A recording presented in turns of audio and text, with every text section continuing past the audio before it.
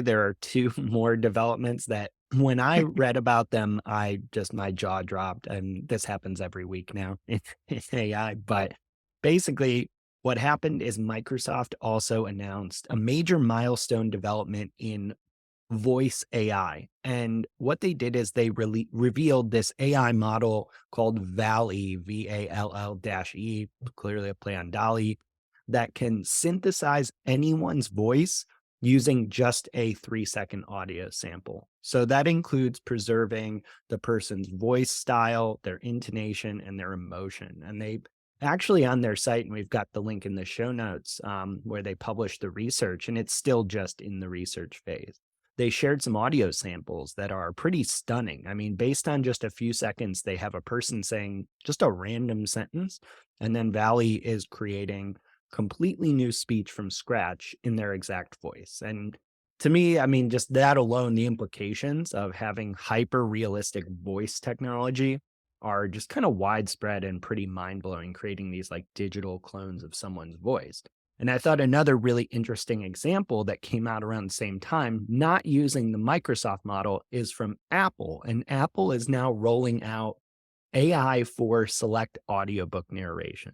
So the way they describe this is AI narrated audiobooks as, quote, narrated by a digital voice based on a human narrator. And the company says it's starting to roll this out for fiction and romance books to start. And then they're moving on to nonfiction as well. And just these two things kind of hitting at the same time really made me kind of do a deep dive thinking about what happens when we can actually start using AI to realistically clone our voices. I mean, in marketing and business alone, I feel like there's hundreds of use cases for that technology. So I just wanted to get your take. What do you think of these developments? Do any use cases stand out here? The first thing that came to mind for me was, I mean, how quick this happened because we looked at doing this for our book. Yeah. So if anybody did, I mean, we did a podcast episode on the book earlier. I don't remember what episode it was, but I think I told some of this story then. But our book's like 60,000 words, a marketing artificial intelligence book. Um, I spent 18 hours in a studio recording that book. So I read the entire thing. I had two producers in my ear. So one on site, one via Zoom. And I would read, we did, I think they were 5-hour sittings. And then I did 3 hours of like, finishing it up and stuff. And we approached the publisher months before that and said, well, what if we got an AI to read this thing? What if we trained an AI on my voice and we did it? And so we started digging in, like, is that even possible? So again, we're talking, this is like almost a year ago. It was like February, March of 22. We were looking into this. And I knew that there was major advancements that have been made on this. So I had cited a couple years earlier, someone from the Department of Defense that was talking about the Pentagon's capability to do this with under a minute of training. Mm. So I knew that there was tech living within governments that was far beyond what we were seeing as commercial users. But usually what happens is the government makes these advances and they trickle into business and get commercialized. That's how Surrey came to be. So we looked into it, and Google Wave, so Google has similar capabilities. Google Wave needed, I believe, as of early 2022, 40 hours of training data Oh, wow. of my voice. So if we wanted to train my voice to synthesize it through Google Wave, it was going to need 40 hours of training data. I believe that was best in class around that time. I think that might even been a technology that they talked about, Sundar talked about at a Google event early last year. So again, I knew that what was available through Google, and I knew what the government was doing at least a couple of years ago. So I also knew, I guess, that just in general, this was a major area of focus. When I saw 3 seconds, my mind was like, I don't understand how that's possible. Like, I haven't had time to really think about this, but if you contemplate the training data that would be needed to predict that it's actually creating a model of someone's voice with 3 seconds, because they're not going to train it on 3 seconds. They're probably going to have to synthesize Yeah. what your voice sounds like in all these different scenarios through some training data source. So I don't know. I would love to read the research paper and find out Yeah. how in the world did they actually pull this off. Yeah. They But do a yeah, I mean, pretty it's good major job. implications.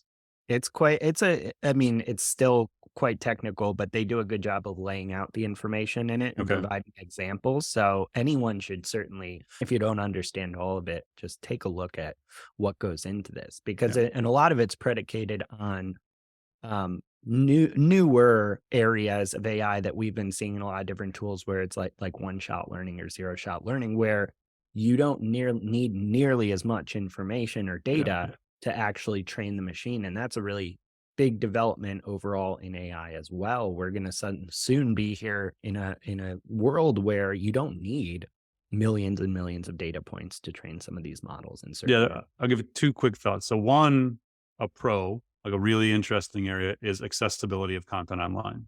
Mhm. So if someone's coming to the site that can't see the content and let's say I'm the author and we train a synthesized version of my voice, every piece of content that we put up, we could use that to read the content in theory. So you could click on the button and it could just talk to you and explain it. So like it could improve accessibility in different ways.